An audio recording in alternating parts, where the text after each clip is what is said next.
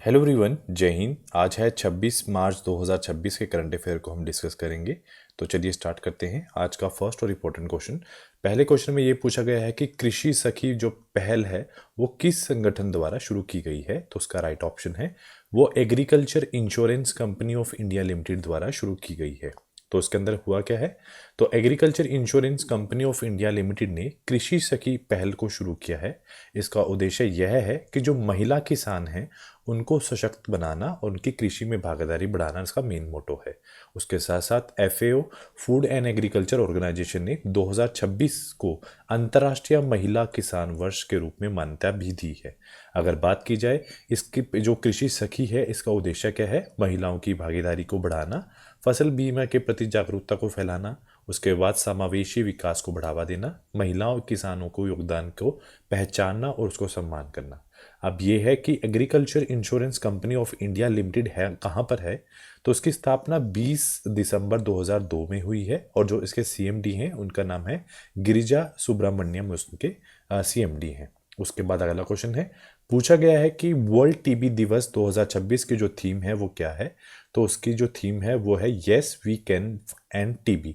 TB है क्या, इसका मतलब है ट्यूबरक्लोसिस, और ये एक बैक्टीरिया की वजह से होती है जिसका नाम क्या है, माइकोबैक्टीरियम ट्यूबरक्लोसिस। ये मेनली हमारे जो लंग्स हैं उन पर इन्फेक्ट डालती है, जिससे जो ऑक्सीजन का और कार्बन डाइऑक्साइड का जो लेन देन है वो डिस्टर्ब हो जाता है। और अगर ठीक टाइम से इसका इलाज ना कराया जाए तो पेशेंट की 100% मृत्यु होती है। मतलब ये 100% लीथल है अगर पेशेंट को प्रिक्योर ना कराया जाए, मतलब पेशेंट को दवाई टाइम से ना दिलाई जाए।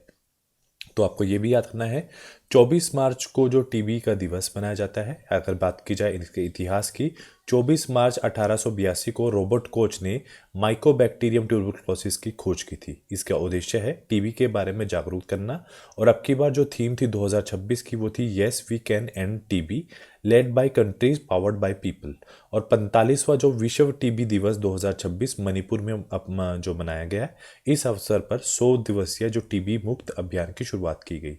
इस अभियान का उद्देश्य क्या है, टीबी की मरीजों की पहचान करना, समय पर इलाज सुनिश्चित करना और लोगों को जागरूक करना। एक चीज़ और आप याद रखोगे, किसी भी इंसान को जब टीबी होती है उसको रात के टाइम पे फीवर चढ़ता है और सुबह के जब तक सुबह होती है उसको ठीक हो जाता है। और इसमें खांसी रहती है मेनली, ये इसके जो लक्षण हैं जो इजीली दिखाई देते हैं। उसके बाद अगला क्वेश्चन में पूछा गया है कि हाल में ही एक अवार्ड से सम्मानित किया गया है जिसका नाम है सरस्वती सम्मान 2025। किसे प्रदान किया गया है, तो उनका नाम है राम कुमार मुखोपाध्याय जो है, उनको जो है ये सम्मान से सम्मानित किया गया है। तो अब ये सम्मान है क्या, तो 2025 का सम्मान किसे दिया गया है, राम कुमार मुखोपाध्याय को दिया गया है जो एक बहुत प्रख्यात बंगाली लेखक हैं।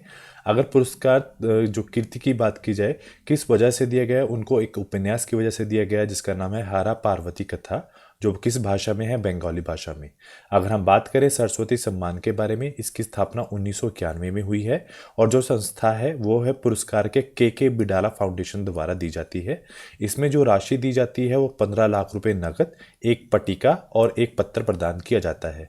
अगर बात की जाए एलिजिबिलिटी की इसकी, तो भारतीय संविधान के 8वीं अनुसूची में शामिल भाषाओं में पिछले 10 वर्षों में प्रकाशित हुए उत्कृष्ट साहित्य कृति के लिए ये दिया जाता है। उसके साथ साथ आपको ये भी आंकना है जो प्रथम विजेता है वो कौन है, श्री जो हरिवंश राय बच्चन को 1991 में ये पहला जो विजेता बने थे। 34वें सरस्वती सम्मान 2024 के जो विजेता है सुधा भद्रेश दास जी, उनकी कीर्ति है स्वामी नारायण सिद्धांत सुधा के लिए दिया गया था। 33वां जो सरस्वती सम्मान 2023 का है वो मलयालम लेखक प्रभा वर्मा को उनके उपन्यास रौद्र सावितम के लिए प्रदान किया गया था। उसके साथ साथ हिंदी साहित्य अकादमी पुरस्कार 2025 ममता कालिया को दिया गया है जीते जी इलाहाबाद कृति के लिए। अंग्रेजी साहित्य अकादमी 2025 नवतेज रन्ना को कृति कौन सी है, क्रिम्सन स्प्रिंग के लिए। और संस्कृति साहित्य अकादमी पुरस्कार 2025 स्वामी भद्रेश दास जी को। और 60वां ज्ञानपीठ पुरस्कार 2025 आर वैरामथु को तमिल साहित्यकार को दिया गया है।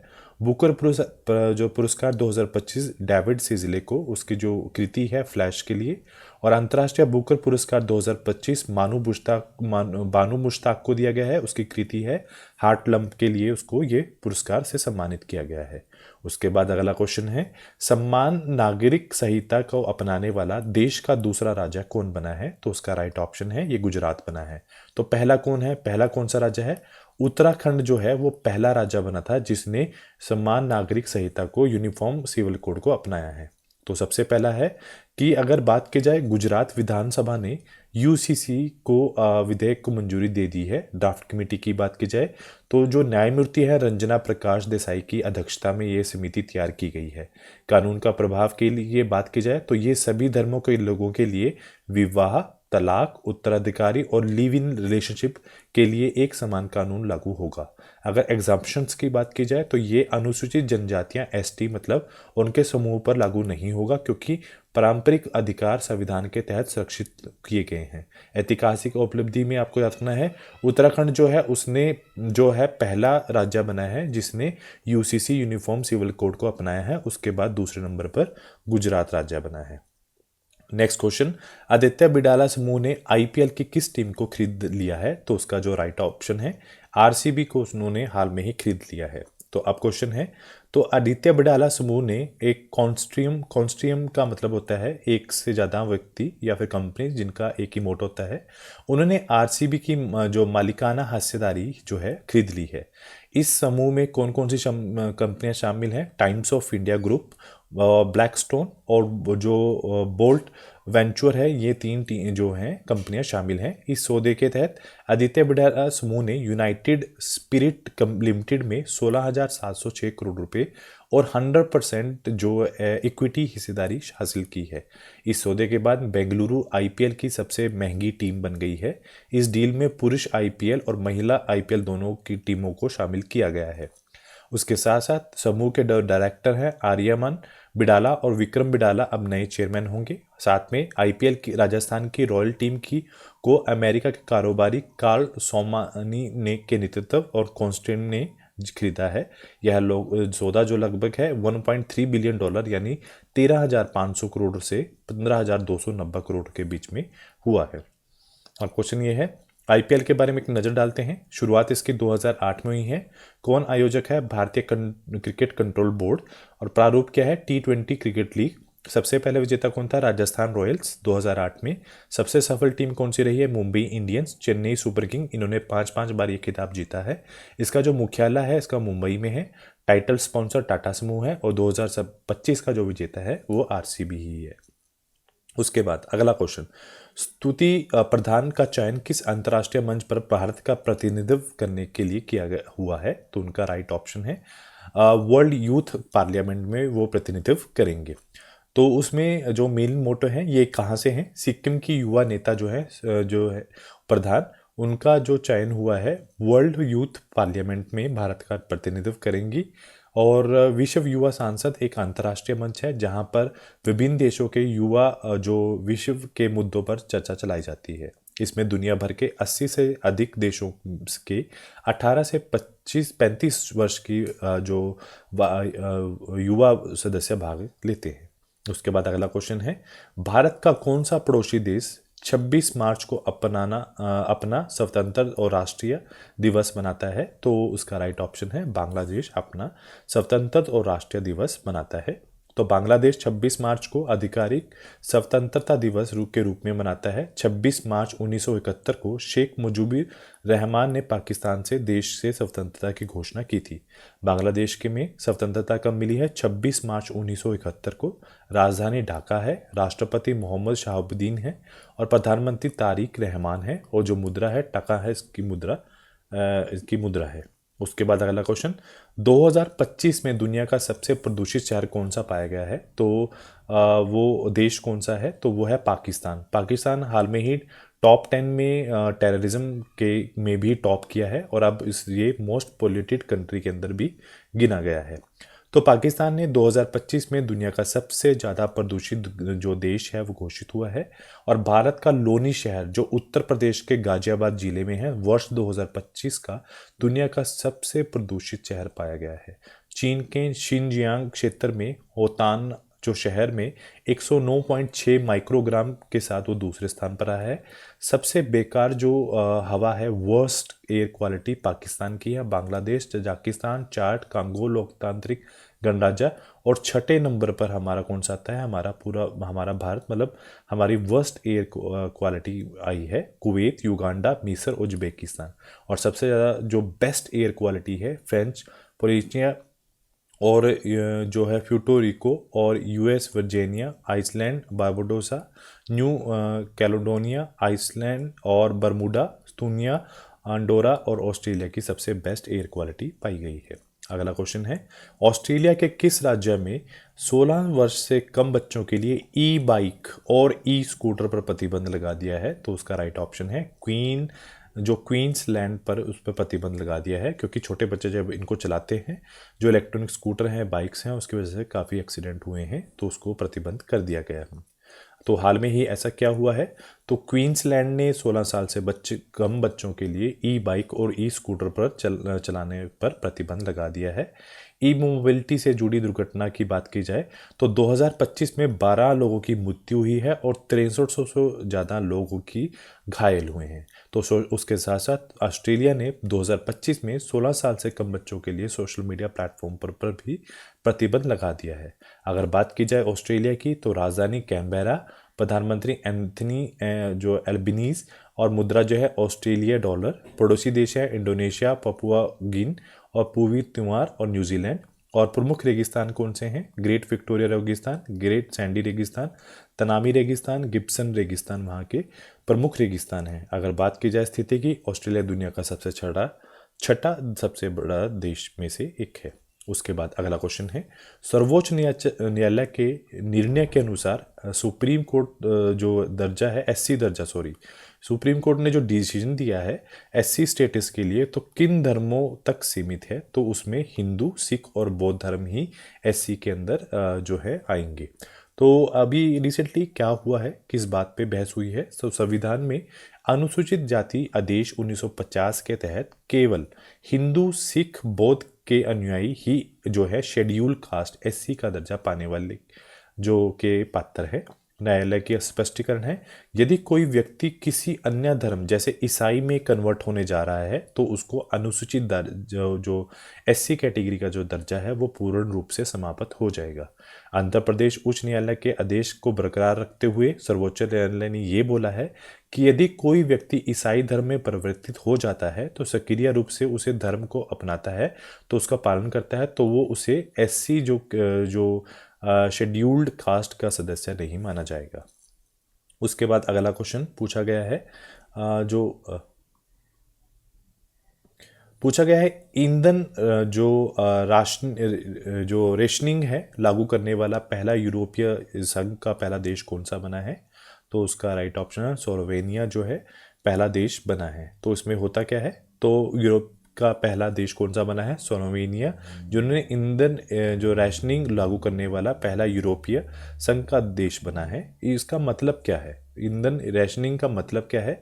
यह एक आपातकालीन सरकारी व्यवस्था है। इसे युद्ध, प्राकृतिक आपदा, ईंधन की भारी कमी जैसी स्थितियों पर लागू किया जाता है ताकि पेट्रोल और डीजल की खपत को नियंत्रित और सीमित किया जा सके। ईंधन खरीद की सीमाएं, अगर आप प्राइवेट अपना बाइक, कार जो भी चूज चला रहे हो वहाँ पर, तो आपको 50 लीटर से ज़्यादा ईंधन नहीं दिया जाएगा प्रतिदिन। अगर आप बिजनेसमैन हैं और किसान हैं तो आपको प्रतिदिन 200 लीटर से ज़्यादा ईंधन को नहीं दिया जाएगा। उसके बाद अगला क्वेश्चन पूछा गया है, मार्च 2026 में भारत ने कोयला उत्पादन में कौन सा ऐतिहासिक माइलस्टोन पर जो फिर से हासिल किया है? तो हमने 1 बिलियन टन का उत्पादन किया है। तो उसके साथ साथ भारत ने लगातार दूसरी बार फाइनेंशियल ईयर में 1 बिलियन टन का उत्पादन किया है। यह लक्ष्य प्राप्त करने में कोल इंडिया लिमिटेड और सिंगरानी कोलिरिस कोल लिमिटेड के साथ प्राइवेट माइंस का बड़ा योगदान है। कोल प्रोडक्शन में वृद्धि में विदेशों में आने वाले कोयले के इंपोर्ट पर निर्भरता कम होगी। वर्तमान में union minister of coal and mines, जिसका नाम क्या है, जी किशन रेड्डी हैं। कोल इंडिया लिमिटेड क्या है? ये कोल माइनिंग कंपनी है जिसका हेडक्वार्टर कोलकाता में है और भारत दुनिया का सबसे बड़ा दूसरा सबसे बड़ा कोल प्रोड्यूसर और कंज्यूमर कंट्री है। और अगर बात की जाए राज्यों में तो झारखंड जो क्षेत्र है भारत का सबसे पुराने और बड़े लोक क्षेत्र में से एक, कोयला क्षेत्र में से एक है। अगला क्वेश्चन थर्ड जो पूछा गया है, north east India film festival जो 2026 का जो आयोजन है कहाँ पर किया गया है, तो उसका राइट ऑप्शन है ये इम्फल के अंदर किया गया है। तो अभी मणिपुर की राजधानी इम्फल में 2 दिवसीय third north east India film festival 2026 का आयोजन किया गया है। इसका यह उत्सव का उद्देश्य सिनेमा के माध्यम से नॉर्थ ईस्ट इंडिया की समृद्ध और डाइवर्सिटी संस्कृत जो डाइवर्स संस्कृत है उसको दुनिया के सामने लेकर आना और देश में यूनिटी और ब्रदरहुड को बढ़ावा देना है। इसमें कुल 9 फिल्में हैं मणिपुरी, आसमी और खासी भाषाओं में, जिसकी स्क्रीनिंग की जाएगी। इसको मुख्य रूप से directorate of information and public relation Manipur government और फिल्म प्रोड्यूसर एसोसिएशन ने मिलकर आयोजित किया गया है। उसमें से अगर मेजर अवार्ड की बात की जाए तो बेस्ट फीचर फिल्म कौन सी है, college. Best non feature film कौन सी है, माइगन। द बेस्ट डायरेक्टर है मुंजिल बुर्मा, जिन्होंने रोमांटिक अफेयर नाम की फिल्म बनाई है। उसके बाद की बात की जाए नेशनल फिल्म डेवलपमेंट कॉरपोरेशन की, भारत की सरकार की सबसे बड़ी संस्था है और दुनिया सिनेमा को बढ़ावा देने और फिल्मों को निर्माण करने में सहायता करती है। इसकी जो फाउंडेशन रखी गई थी 1975 में और इसका जो हेडक्वार्टर है मुंबई में स्थित है। अगला क्वेश्चन, अंतर्राष्ट्रीय क्रिकेट परिषद ने किसे फरवरी 2026 के लिए आईसीसी महिला प्लेयर ऑफ द मंथ चुना है, तो उसका राइट ऑप्शन है अरुंधति रेड्डी को उन्होंने चुना है। तो हाल में ही भारत की जो तेज गेंदबाज अरुंधति रेड्डी ने पहली बार ICC women player of the month फरवरी 2026 का अवार्ड अपने नाम किया है। यह अवार्ड ऑस्ट्रेलिया में खेले गए जो T20 सीरीज में उनके शानदार प्रदर्शन के लिए दिया गया है। इंडिया ने ऑस्ट्रेलिया को उसके घर में 2-1 से हराया था। अरुंधति इस सीरीज में सबसे ज़्यादा विकेट लेने वाली गेंदबाज बनी थी। उन्होंने 3 मैचों में 8 विकेटें लेकर अपने करियर में बेस्ट 4/22 रहा है। उसके साथ साथ man player of the month फरवरी 2026 के पाकिस्तान के ओपनर शाहिबजाद फरहान को मिला है। उसके साथ साथ अगला क्वेश्चन है, बात की जाए फरहान की तो T20 वर्ल्ड कप के सिंगल एडिशन में सबसे ज़्यादा 383 रन बनाकर विराट कोहली का उन्होंने रिकॉर्ड तोड़ा है। साथ में ही वह वर्ल्ड कप में 2 सेंचुरी लगाने वाले पहले बल्लेबाज बने हैं। अगर बात की जाए इंटरनेशनल क्रिकेट काउंसिल की तो ये एक अंतर्राष्ट्रीय क्रिकेट के रूल, टूर्नामेंट और रैंकिंग को रेगुलेट करता है, जिसकी स्थापना 1909 में, हेडक्वार्टर दुबई यूएई में है और चेयरमैन कौन है, जयशान के चेयरमैन है। अगला क्वेश्चन पूछा गया है कि सेंट्रल आर्म्ड पुलिस फोर्स मतलब जनरल एडमिनिस्ट्रेशन बिल 2026 को संसद में किसने पेश किया है, तो उसका राइट ऑप्शन है अमित शाह ने इसको पेश किया है। तो इस बिल के अंदर क्या है, तो होम मिनिस्टर अमित शाह ने द्वारा राज्यसभा में central armed police force bill 2026 पेश किया गया है।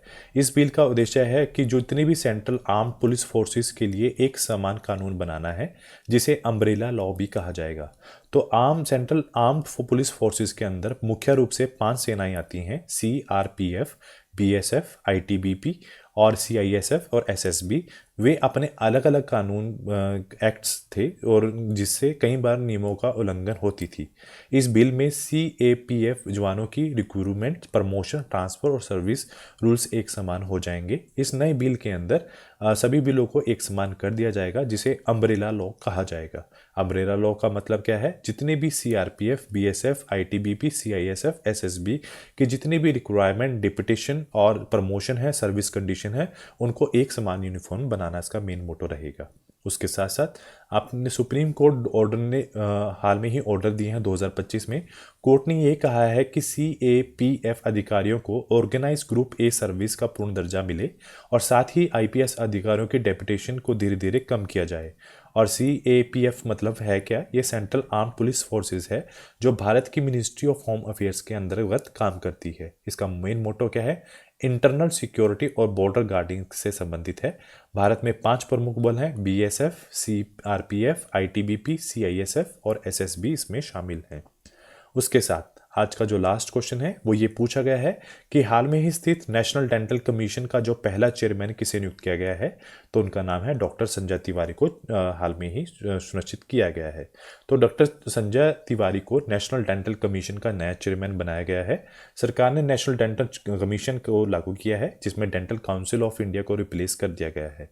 यह आयोग जो है 19 मार्च 2026 से अपना कार्य प्रारंभ कर चुका है। इसका जो नया आयोग है ministry of health and family welfare के अंतर्गत काम करेगा। Dental council of India dental foundation और डेंटिस्ट को रेगुलेट करने वाली बड़ी संस्था है, जिसको एक्स्टेब्लिश किया गया था 1949 में और लॉ डेंटिस्ट एक्ट 1948 में बनाया गया है।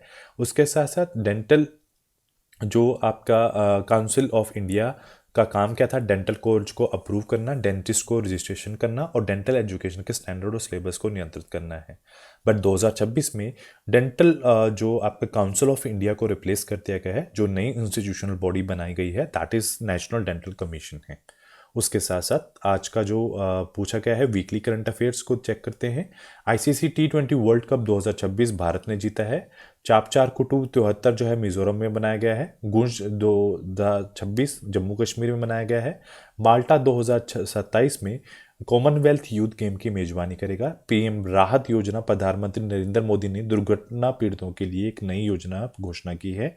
Inter operable criminal justice system लागू करने वाला उत्तराखंड पहला राज्य बना है। गोधाम योजना छत्तीसगढ़ द्वारा शुरू की गई है। रणजी ट्रॉफी जम्मू कश्मीर ने 67 वर्ष में पहली बार अपने नाम की है। कॉटन प्रोडक्ट निर्यात में भारत ने चीन को पिछाड़ते हुए अमेरिका में कॉटन उत्पादों में सबसे बड़ा जो देश बनने का गौरव हासिल किया है। फीफा वर्ल्ड कप 2026 में ईरान इस टूर्नामेंट में भाग लेने से मना कर दिया है ड्यू टू जियोपॉलिटिकल रीजन। उसके साथ साथ एसबीआई जनरल इंश्योरेंस के जो ब्रांड एम्बेसडर बने हैं पंकज त्रिपाठी बने हैं। नेपाल की भूमि शिष्टा ने नेपाल की पहली ट्रांसजेंडर महिला सांसद नियुक्त की गई है। तेलंगाना सरकार ने इंदिरम जो परिवार जीवन बीमा योजना शुरू की है। चंडीगढ़ ने जो है भारत का दूसरा पूर्ण साक्षर केंद्र शासित प्रदेश बना है। उत्तराखंड जो है राज्य सरकार में ई स्वास्थ्य धाम पोर्टल शुरू किया है। मथुआ धर्म मेला जो है पश्चिम बंगाल में आयोजित हुआ है। ओडिशा पंचू दोल मेलन यात्रा आयोजित की गई है। मयंक चक्रवर्ती 94 शतरंज ग्रैंड मास्टर बने हैं। सूर्या मिद्धा जो हैं भारत के युवा सेल्फ मेड बिलियनियर बने हैं। तमिलनाडु 2024 और 25 में टॉप टेक्सटाइल कपड़ा निर्यातक राज्य बनकर जो है उभरा है। तो आज के लिए इतना ही। Do like share and subscribe my channel. Thank you so much.